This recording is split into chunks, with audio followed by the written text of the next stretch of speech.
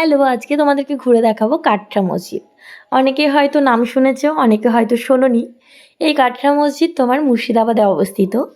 তোমরা যারা এই কাটরা মসজিদ ঘুরতে আসতে চাও তারা মুর্শিদাবাদ স্টেশনে এসেই স্টেশন থেকে বেরিয়েই টোটো পেয়ে যাবে, যে কোনো টোটোই আসবে। তোমার 5 থেকে 10 মিনিট মতো লাগে, আর ভাড়া লাগে 10 থেকে 15 টাকা। আর এই যে এই কাটরা মসজিদ স্থাপন হয় 1723 থেকে 24 খ্রিস্টাব্দের মধ্যে। এটি স্থাপন করেন নবাব মুর্শিদ কুলি খান। তিনি 1717 খ্রিস্টাব্দে তার ঢাকার রাজধানী স্থানান্তরিত করেন, আর তার নিজের নাম অনুসারে নতুন রাজধানীর নামকরণ করেন মুর্শিদাবাদ।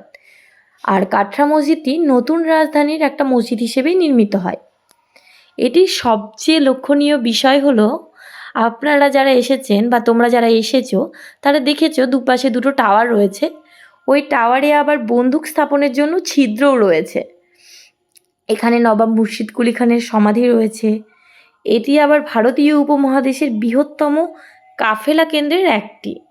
আর এই কাটরা মসজিদটা দেখতে কত সুন্দর, আর এটা সুন্দর রাখার জন্য বা রক্ষণাবেক্ষণ করার জন্য দায়িত্বে রয়েছে ভারতীয় পুরাতত্ত্ব সর্বেক্ষণ এবং পশ্চিমবঙ্গ সরকারের উপর।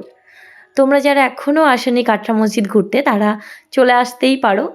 আশা করি তোমাদের খুব ভালো লাগবে। আর আজকের ভিডিওটা তোমাদের কেমন লাগলো সেটা জানিও কমেন্ট করে। আর কিছু যদি ভুল বলে থাকি সেটা আমাকে অবশ্যই জানিও।